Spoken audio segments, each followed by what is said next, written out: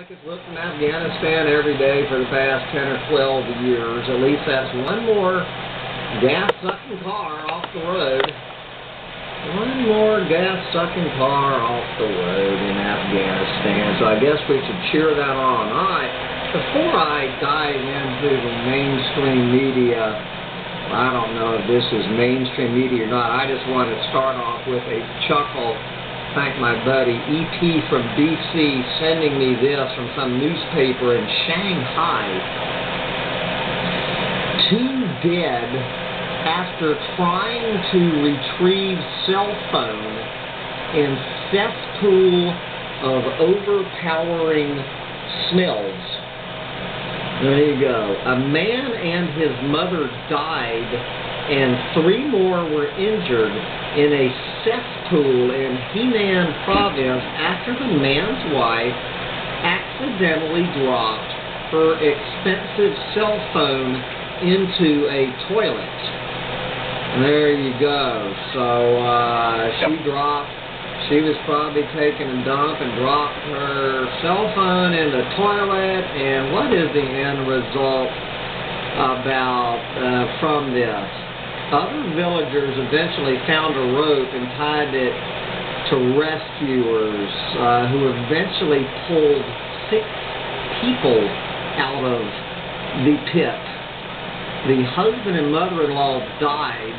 Some others were in intensive care. Quote, 2 lives have gone in 5 minutes, and my cousin's wife is still in a coma, leaving a partially paralyzed old man and a 1-year-old son at home. The husband's uncle said, "What are we supposed to do?" Obviously, what you're supposed to do is get on to Amazon.com and buy another cell phone, you dumbass. What do you think you're supposed to do? Right, from there, what is on the minds of top documentary films today? They're talking about Armageddon, the war within. Okay, let's see how top documentary film sums up the approaching Armageddon on the planet. Okay. Today, there are many who are awakening to the truth that humanity has lost its way. People from all over the world are beginning to realize that the human race is walking on an unsustainable path, and that our government, to whom we have entrusted the care of our planet and its populace, are willfully destroying the earth and its inhabitants in their tireless conquest for war and wealth. Okay, makes sense so far. However, because we have become so dependent on the existing system and structures for our comfort and survival, many people feel powerless to step off the path. Blah, blah, blah.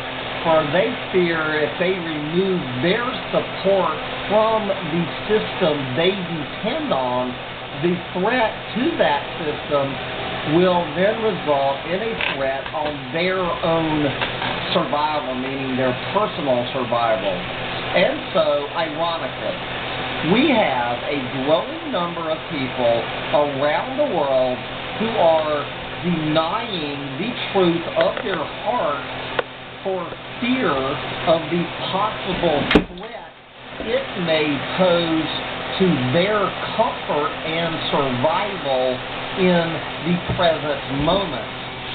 While these same people are beginning to realize that their continuing support of the existing system along its current path will, at some point in a not too distant future, lead to inevitable destruction of the planet.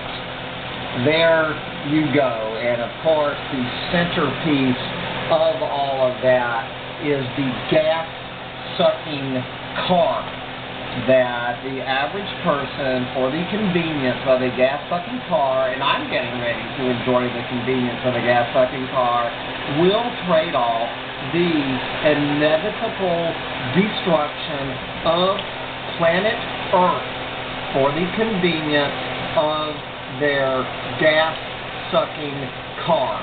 That is the bottom line of Armageddon here on June 7th, 2014. Okay, what's on the minds of those lefties over there at Alternate? Okay, the results are in.